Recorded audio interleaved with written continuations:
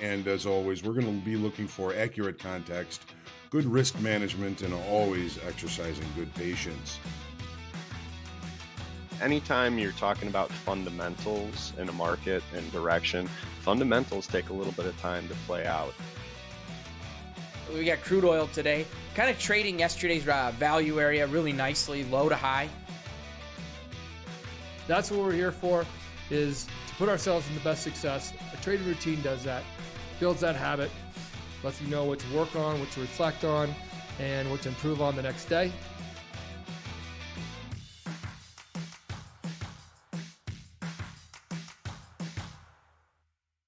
Hello, everybody out there. Welcome to Coach's Playbook. No Hogue today, so we'll see how that goes. I'm joined with Dan, Mick, and JD, the Dancing Bear today, and we're talking about our thoughts on the markets going into this summer because there's a lot going on. Big two-way markets and the equities right now. First, Mick, you have a shout out for us? I do. Big shout out to Zum Zhang. He is up $3,500 trading the NASDAQ today. Excellent. Well, great job by him. So I'll kick it off with Dan today because I believe it was you that submitted this idea for today. And if it wasn't, you'd still love to talk about it. Like in the past, we've talked about the general summer thing where the markets tend to slow down as people are on vacation and things like that. This summer, that remains to be seen. So I was wondering if you had any insights as how you're getting prepared to trade going into the 2022 summer specifically. Absolutely. Well, first and foremost, I think we've been saying it for like the last 3 or 4 years, like, well, most summers are slow, but this summer is shaping up a little differently. I think it's kind of a new norm with the accessibility to the markets, with the retail space really growing. We've seen a huge exponential growth in the retail space across the board with trading, with day trading, with the futures industry. That summer's kind of changed a little bit. In the past, it was on the floor. Most of those guys were sneaking out on the weekends, kind of cutting down their vacation or adding into some extra vacation time, cutting down on what they're doing. Well, times have changed just slightly.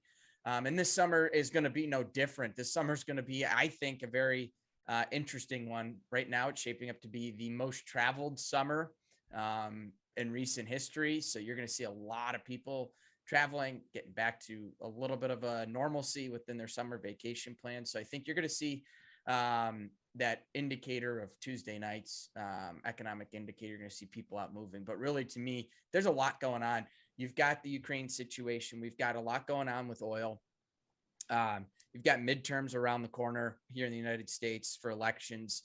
And we got oil. Inflation. Inflation. We saw that more here today. 40-year high I'm seeing today. And then the Fed's upping rates, continuing to up rates. I'm going to assume they're going to continue forward with what they're doing and what their plans are. So this could lead into an extremely volatile summer across all these markets. And what I think could be interesting too, is you could see these equities being extremely volatile, just working sideways, not really picking that direction.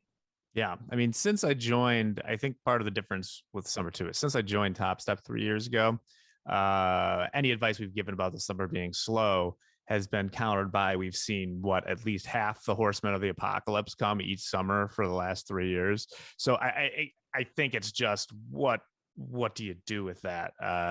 JD, I'll let you chime in before I start talking about the actual markets I'll be looking at. I agree 100%. I don't see a slowdown coming this summer either. This is 3 in a row, like you said. You just mentioned inflation. The highest since December of 1981. I was just looking at this inflation data. It's at 8.5% right now.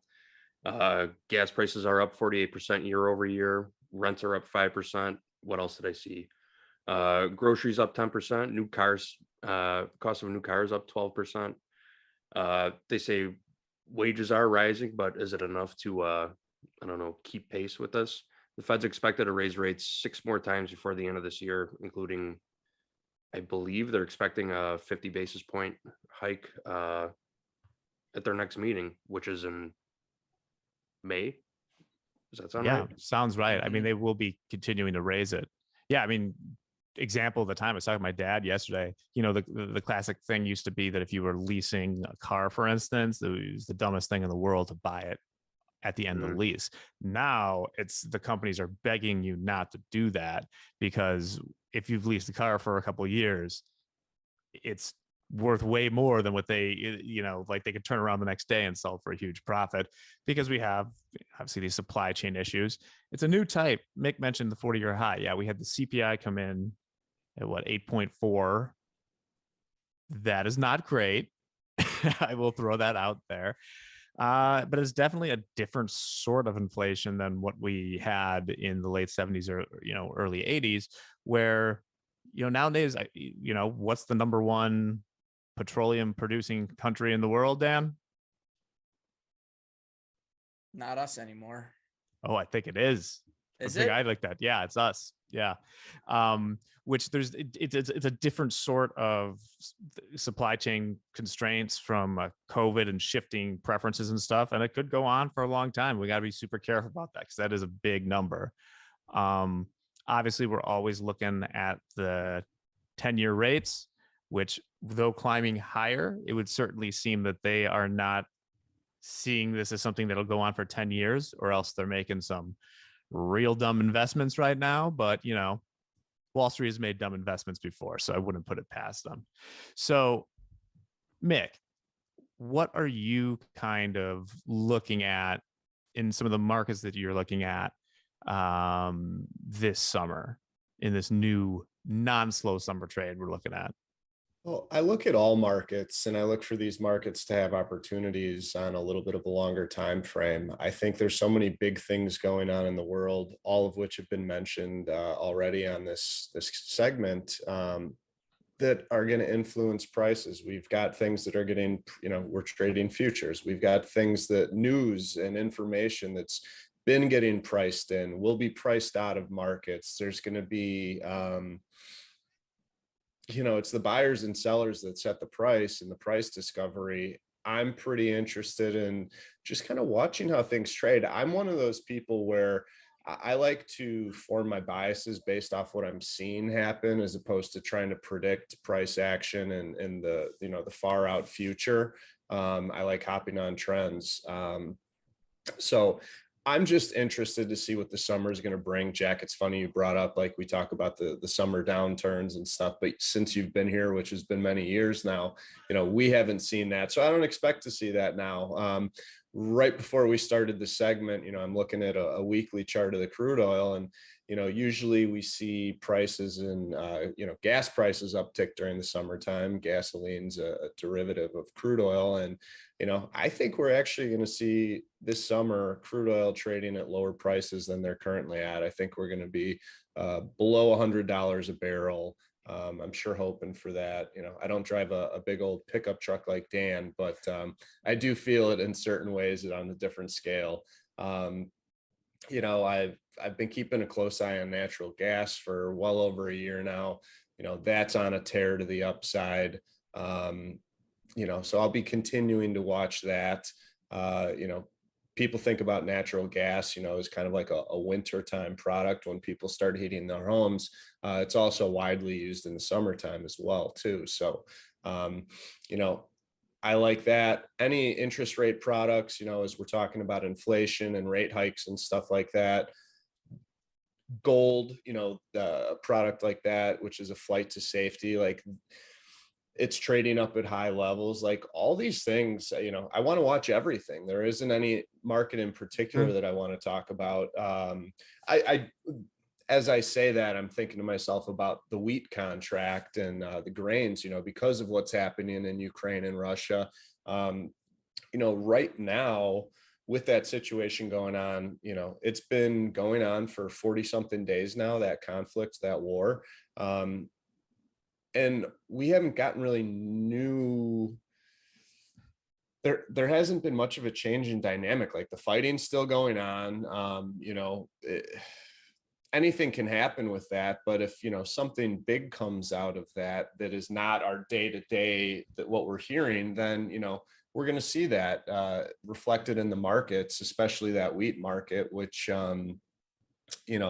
Ukraine's a huge producer. Russia's a huge producer of wheat. And, this winter wheat contract, they start harvesting that coming up in the next couple months here. So, there's going to be an interesting story there. Definitely, a supply and demand type story. I think those two countries account for maybe well over 20% of the overall production in the world. So, I think that's like, from a news standpoint, one of the juicy ones to be watching too. Well, I think you hit on an important point there. And Dan, do you mind if I share a chart here? I don't mind at all. All right. Let's do it. All right. So what we have here is here's the continuous ES future. So looking at like the broad stocks right here. And I think that this is really kind of showing the chop that we're in right now. Like Dan and I have talked on the podcast last week. This is the first time we've been in a range bound sort of two-way market in a while. So going back, you have the huge run up all the way from COVID. And now this is the first point. We call it the wobble on there. And a few interesting things is how you know that this is a market just waiting for new information. I actually took a new indicator that I put on here that was interesting from Dan, your friend, Crudelli. I was watching something he was doing the other day. And there's this feature for the anchored VWAP, right? So you can just start a VWAP anywhere. So this orange line here is an anchored VWAP starting from the beginning of the year. And from that, then this red line is the 200-day moving average, which I always have up. The blue line's the 50.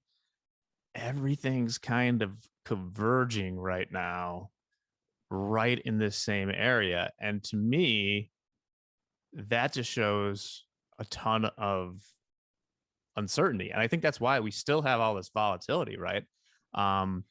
You see there's a little bit of the volume dropping off a little bit, but like, I think that nobody is really sure which way there's going to go from there with any confidence. Now, I think that provides a lot of opportunities in here, especially with that 200-day moving average, especially if you look over at the NASDAQ, right? It has had real issues getting above that 200-day moving average as it went through it. Look, it's bounced off it 1, 2, 3, 4 times already. So that's definitely the area where I'm watching for resistance.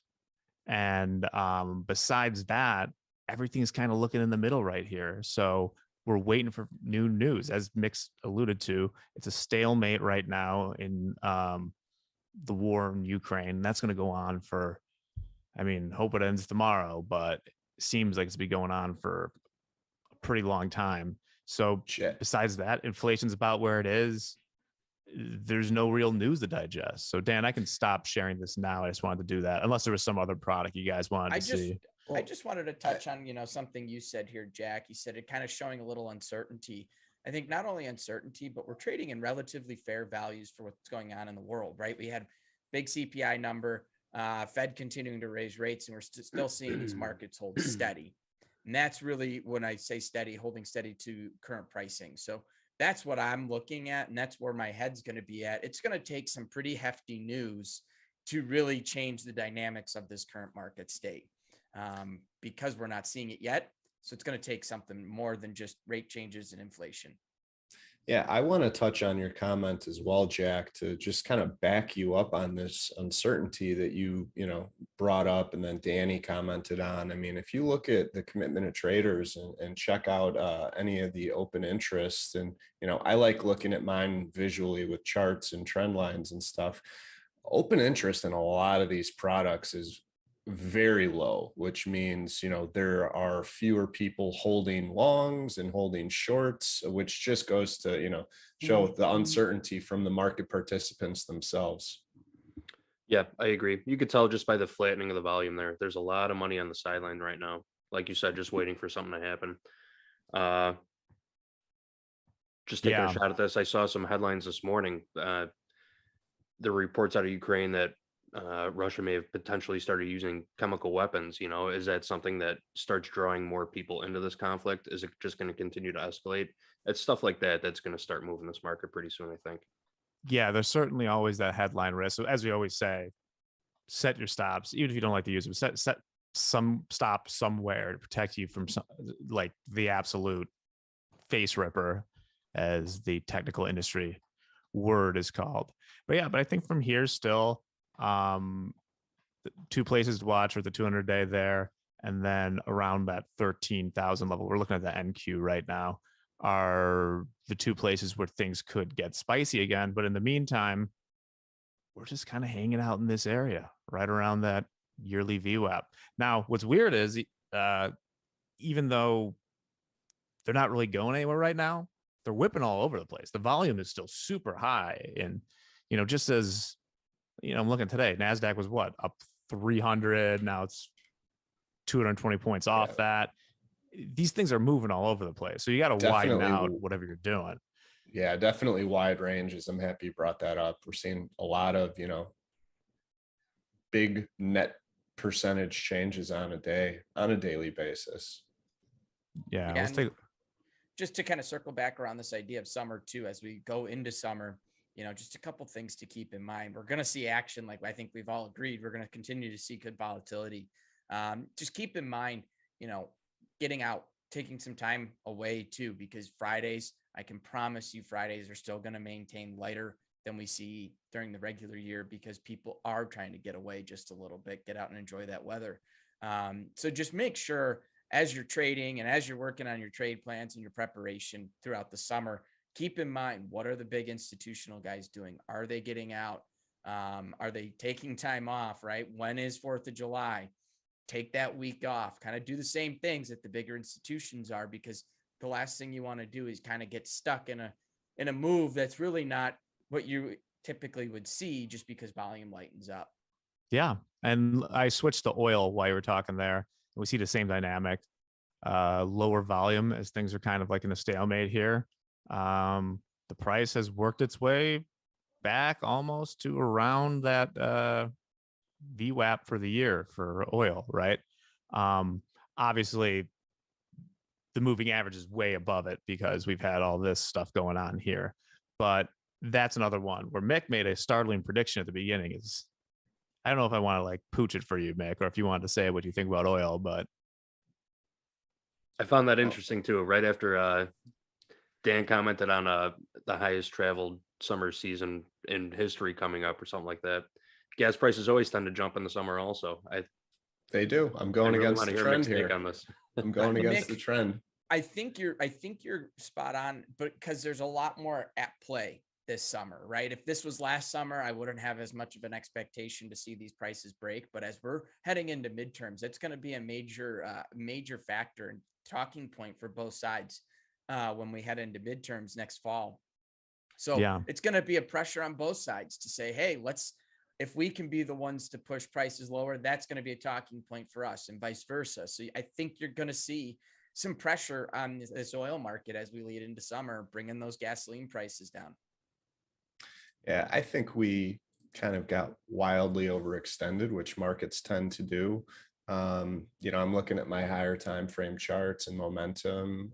So I think we find an area below to kind of settle back in for the summertime. I've been wrong many a times. Doesn't mean I can't be wrong here. So, don't trade what I say, trade what you see. Yeah. Look at this. Oil right now, we're right at that 50-day. Might be something to do here. I don't trade oil, but maybe I would. Maybe I would get short here. We'll see. Good calls, everyone all around. Any last things? Dan, I'm going to stop sharing this right now. All right. Good to go.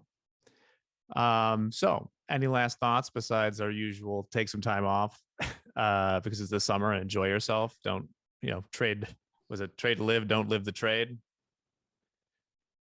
Yes. Take time off. Enjoy yourself. Like, that's my biggest thing to anyone out there that's doing this. You're in this to create some freedoms. Take those freedoms. Get out and enjoy it. Even if it's just going for a stroll in the warm, sunny weather. Just get out and do something a little bit different for yourself. Yeah. I was the first person to complete the Irish course at Whistling Straits of 2022 on Saturday because, it was like 36 degrees. I was playing as a single. I got through. So that's a feather in my hat. that's sort of the fun things you can do. Go out in Awesome. freezing cold and play golf by yourself. It's totally a normal thing to do. Nothing like a lake that's got probably a water temp of 40 something degrees blowing right on your face too. Oh, plus you guys will love this. For everyone out there, that course is in Wisconsin, kind of between Green Bay and Milwaukee. And I had to bring a stocking hat because that cold, and I accidentally wore a Bears hat. And I got so much S talked at me from I was playing through these foursomes, and they were all a bunch of good time Charlie's Packers fans. So what's this Flatlander doing here? yeah, exactly. So that was the weekend. Lovely weekend otherwise, though. Kohler, Wisconsin. Check it out. So that's all I have for now. Anyone have some words of wisdom before we leave? Dan, maybe? I got a quote from John Mayer. Oh, the great economist, Changing it John up Mayer. a little bit here, strictly because we talk summer, and he says, because a little bit of summer is what the whole year is all about. I like that. Yeah. Especially for us Midwesterners who, if you're Jack and you're playing golf in 35-degree weather as in April, we relish in those few warm days a year we get. We certainly do, and hope you relish into whatever you like to do out there. Otherwise, join us for the forecast and in the morning. We got Make Hogue Money after that on Tuesdays and Thursdays. That's some live trading. And I'll just give a little teaser here. You might see a lot more live trading from some of the people here in the next coming weeks. That's a little teaser. I'll leave it there. In the meantime, trade well, everyone. Have a great Tuesday, and we'll see you next.